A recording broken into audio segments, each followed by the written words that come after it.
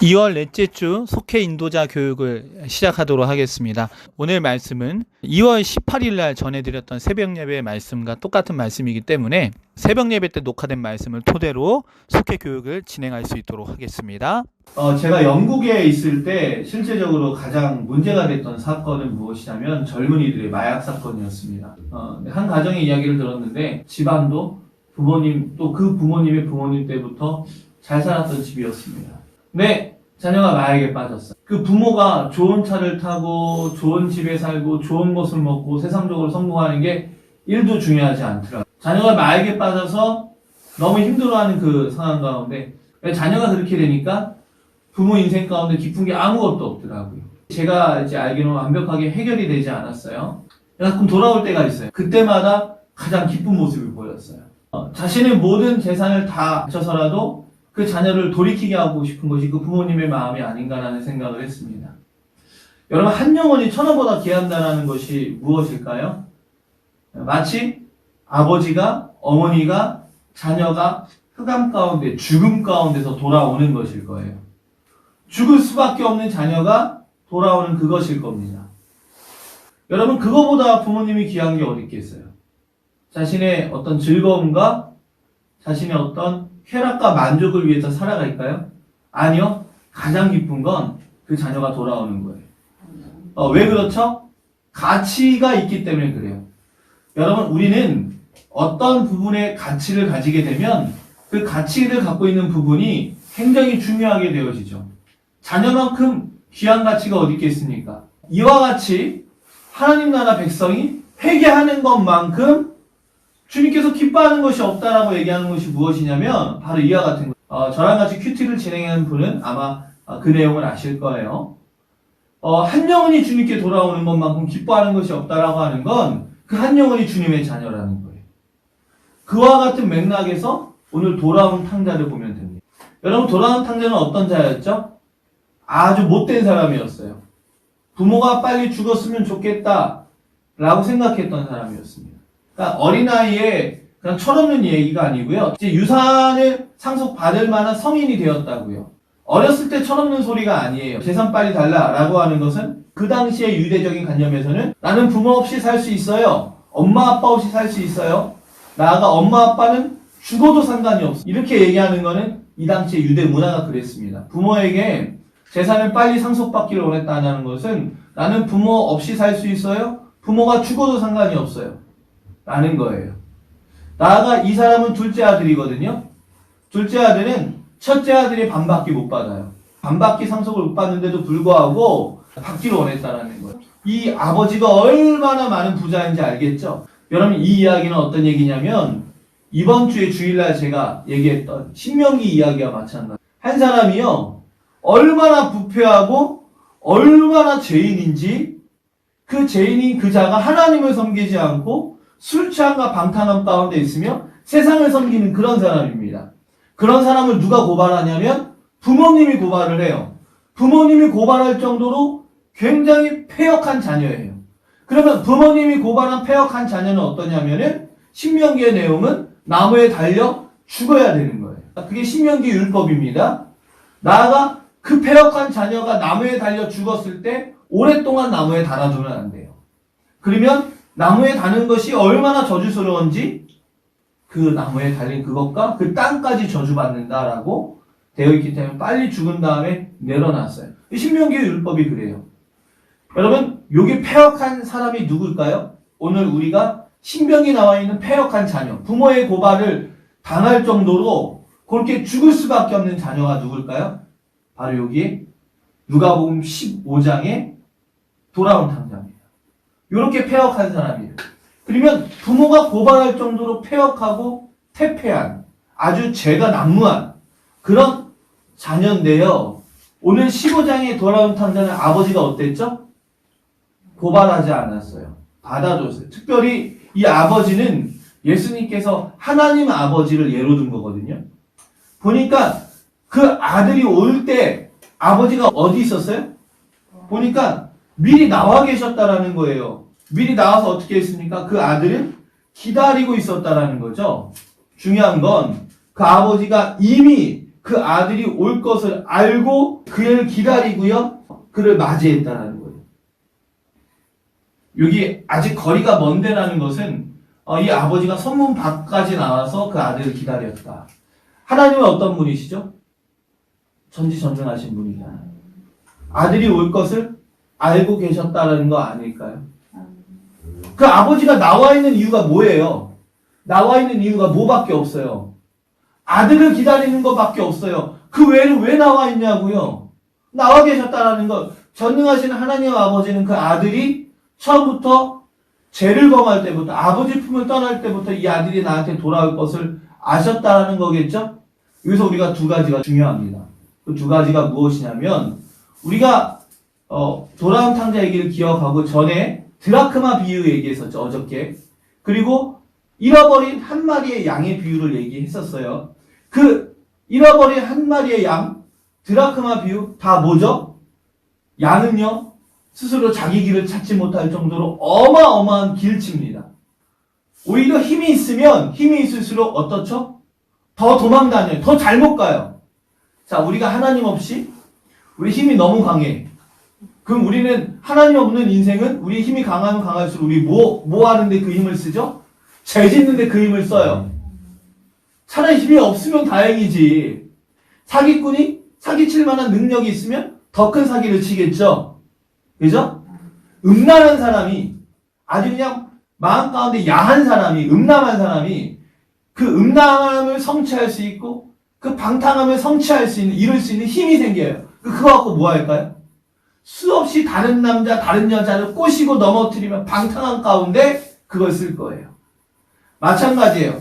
양이 힘이 있다면 어차피 길치이기 때문에 힘이 강하면 강할수록 주인을 더 멀리 떠날 거예요. 근데 누가 찾아오셨어요? 99마리를 두서라도 한 마리 양을 찾아왔잖아요. 드라크마, 그걸 10개의 드라크마가 뭐라 그랬죠? 10개의 동전이 결혼을 기념하는 남편이 준 기념물이다라고, 결혼 반지와 같은 거라 그랬잖아요. 10개 중에 한 개라도 없으면 의미가 없는 거예요. 다 있어야 되는 거예요. 근데 10개 중에 한 개가 없어요. 9개를 내버려두고 한 개를 찾아요. 그런데요, 그 드라크마, 동전이 다리가 있나요? 걸어 다녀요? 없겠죠? 그 동전이 의지가 있나요?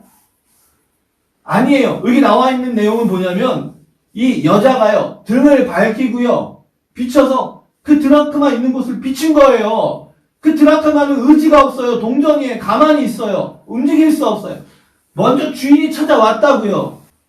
우리의 의지와 하나님을 찾을 수 없어요. 이 돌아온 탕자 둘째 아들이 힘이 있을 때는 어땠죠? 오히려 더 방탕했어요. 그때까지도 아버지께 돌아갈 마음이 없었어요. 그 허랑방탕한 세상 나라에 그가 어떻게 돼요?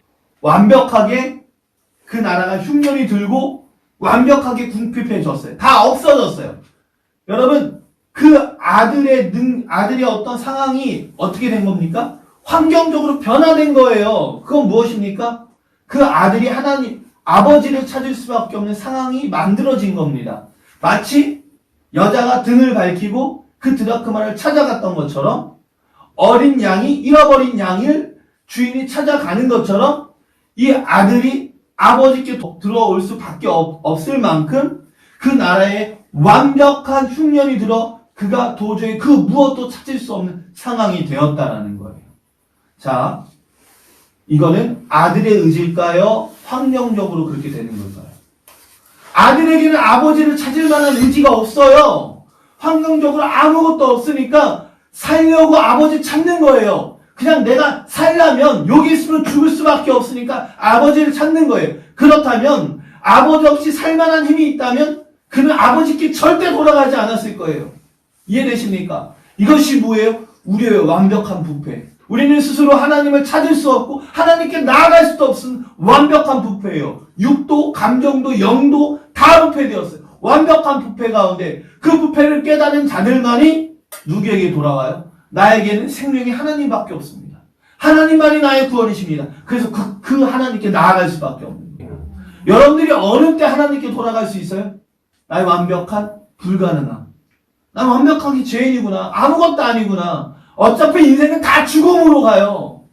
하나님 없는 인생은 다 허망함과 죽음을 품고 산다고요.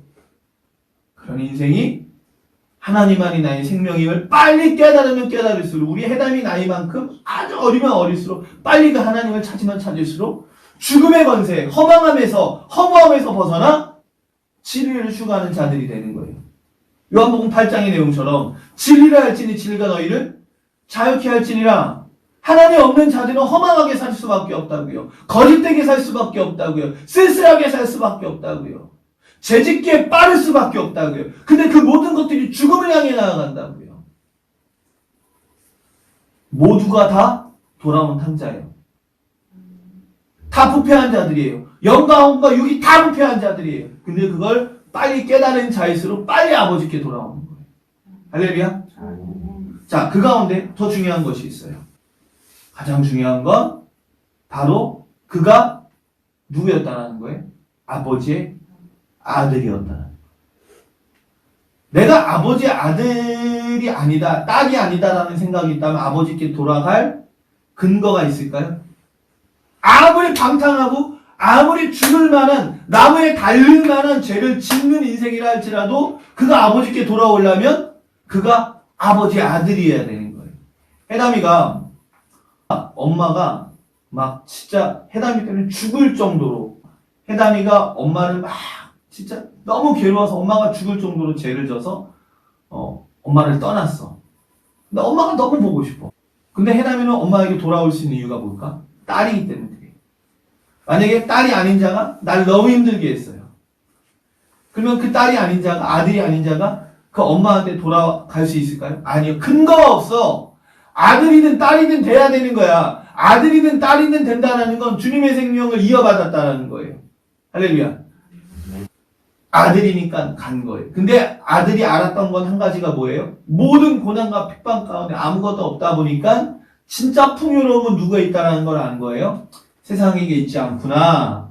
아버지에게 있구나. 그 아버지 집에는 종들도 풍족하거니 나는 이 세상에서 궁핍할 수밖에 없구나. 그거 깨닫는 거예요. 이해되십니까? 그러니까 그 아들의 심정은 뭐예요? 아버지 집에서 내가 아들이기 때문에 돌아갔지만 아들은요, 내가 아버지 집에 종으로라도 있겠다. 아니면 아들이라고 일컬은 난 받는 것도 감당하지 못하겠다라는 마음으로 간 거예요. 그렇지 않으면 아버지께 못 가요. 여러분, 우리가 아버지께 어떻게 갈까요? 총체적인 부패, 모든 것이 부패돼서 죽음을 끌어안아야지만 살 수밖에 없는 존재라고요. 근원적으로 허무함과 허전함을 갖고 있는, 모든 것이 부패되어 있는 그런 자들이라고요. 그런 자들이 그걸 깨닫는 순간 아버지께 갈 때 어떻게 갑니까? 나는 죄인입니다. 나는 아무것도 아닙니다. 오늘 이 아들의 마음처럼 나는 아들이라 일컬음 받을 수도 없습니다. 라고 가요. 근데 이게 큰 은혜가 있어요.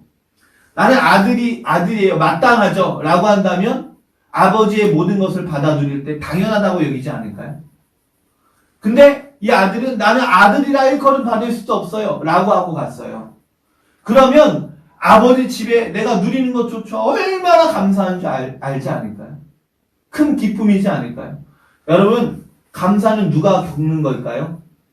마음이 낮아진 자들만 겪는 거예요.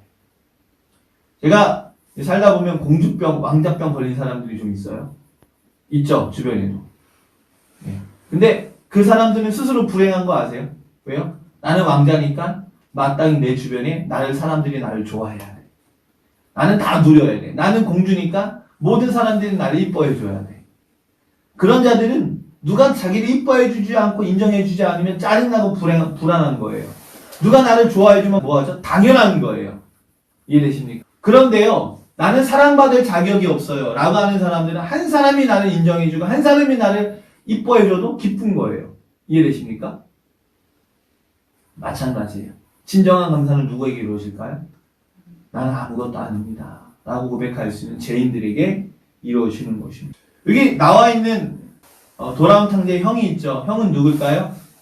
사실은 이곳이 하나님 나라라면 인간이 그 나라에 있을 수 없어요. 이 형도 사실 탕자예요. 부패한 자예요. 그 자들을 유대인이라고 했잖아요. 그 자들을 바리새인들로 예를 들었잖아요. 여러분, 바리새인과 유대인들을 뭐라고 얘기했죠? 회칠한 무담아, 사단의 자식들아. 너희들이 산을 건고 물을 건너지만 너보다 더 몇 배나 지옥 백성 만드는 도다라고 했잖아요. 그죠? 그 말은 즉 그들은 하나님 나라에 참여할 자격이 없는 거예요. 할렐루야. 결국 다 탕자라는 거예요. 돌아오던가 돌아오지 못하던가 다 탕자라는 거예요. 즉 하나님이 없으면 아무것도 아닙니다. 할렐루야. 여러분 우리 인생에 뭘 가지고 갈까요? 아무것도 가지고 가지 않아요. 자녀 너무 귀하죠. 그죠? 근데 우리는 자녀에게 너무나 많은 쓰디쓴 또 자녀에게 너무나 무거운 짐을 지우고 간다는 거 아세요? 자녀가 먼저 갈까요? 우리가 먼저 갈까요? 우리가 먼저 가요. 자녀는 그 어머니, 아버지를 어디에 품을까요? 마음에 품고 살아가야 돼요. 한번 근데 이야기 한번 해볼게요. 나는 엄마 없으면 아빠 없으면 죽겠어요. 그 엄마의 아빠의 장례를 치렀던 그 자녀가 엄마 아빠 죽어서 너무 힘들어서 제대로 살지를 않아요. 너무 힘들게 살아가요. 나아가 엄마 따라 죽을래 아빠 따라 죽을래 해서 스스로 목숨을 끊어요. 이것만큼 불효가 어디 있어요? 이것만큼 엄마 아빠가 원치 않는 게 어디 있어요? 그러면 자녀가 뭘 알아야 돼요? 엄마 아빠를 허락하신 하나님을 알아야 돼요. 모든 것을 다 허락하신 하나님을 알아야 돼요. 모든 시작은 다 하나님께 있으면 알아야 되는 거예요. 할렐루야. 나아가 하나님의 소망. 내가 천국에서 나의 부모를 만날 것인데. 그러니까 근원 대신 하나님을 알면 근원적인 슬픔에서 빠져나올 수 있어요. 근원적인 슬픔은 무엇입니까? 나 혼자는 뭐가 있어야 돼. 부모라도 자녀라도 세상이라도 내가 뭐가 없으면 나는 혼자 설 수 없어. 너무 불행한 인생이야. 나는 허망한 인생이야. 뭐가 있어야 돼. 눈에 보이는 무엇인가 있어야 돼. 그게 불행한 근원적으로 불쌍한 인생이에요. 할렐루야.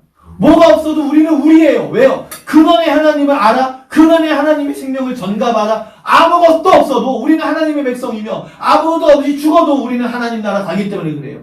그 하나님 나라 가는 백성들은 죽어서 하나님 나라 가요. 제가 이번 주에 한 분을 만났거든요. 근데 보니까 교인인 것 같아요. 그래서 자주 뵀으면 좋겠어요 라고 인사했어요. 그러니까 이분이 이렇게 얘기를 하는 거예요. 어떻게 얘기를 하냐면 앞으로 한 번도 못 뵐 수도 있어 이렇게 얘기하시는 거예요. 실제로 제가 이랬어요. 성도이기를 소망하는 마음으로 이 세상에서 못 본다면 천국에서 뵙겠죠. 천국에서 뵈어라고 얘기했어요. 우스갯소리일까요? 진짜일까요? 진짜예요. 하나님의 백성이라면 죽어서 봐요. 근데 그 죽어서 봐는 그 나라는 어떤 나라냐면 시간의 한계로 보는 것이 아니라 영원토록 함께하는 곳입니다. 그 영원토록 함께하는 그곳에서 뭐합니까? 서로 너무 사랑하고 하나 되는 그 아름다운 천국이라는 곳이죠. 할렐루야. 그 나라가 어떤 곳입니까? 오늘 얘기하고 있는 아버지 집이에요. 모두가 풍성한 그곳입니다. 여러분 그 나라를 품고 살아가는 저와 여러분 되시길 소망합니다. 할렐루야. 할렐루야. 아멘.